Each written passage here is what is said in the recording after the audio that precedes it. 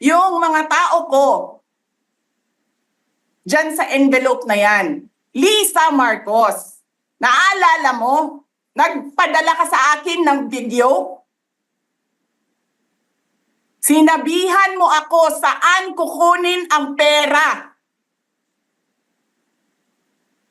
Pinakita mo ang muka ng tao doon sa video message mo. Hi, Nikki.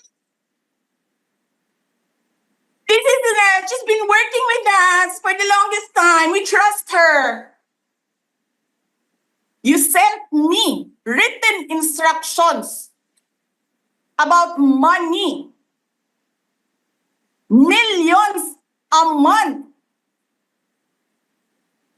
Anong nakalagay doon sa envelope? DepEd. Anong ginawa ko? Binigay ko sa DepEd.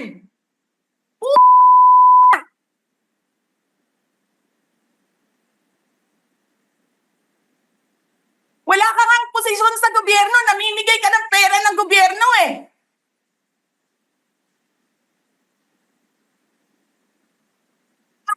Sisirain mo yung tangal ng mga kasama ko sa Office of the Vice President.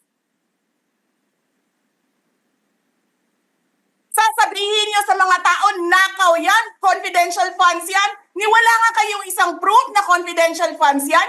Naniwala lang kayo sa isang babae na ang pangalan ay Gloria Mercado na nagsabi confidential funds yan, na hindi nyo nga nilabas, na wala pang confidential funds, meron ng white envelope. Kasi 2022 pa lang,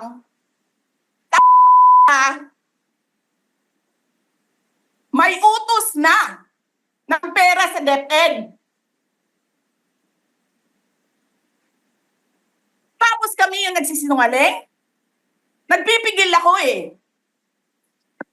Kasi gusto ko lang magtrabaho. Gusto ko lang tapusin nyo na yung show ninyo dyan sa House of Representatives para makabalik na kami sa trabaho namin.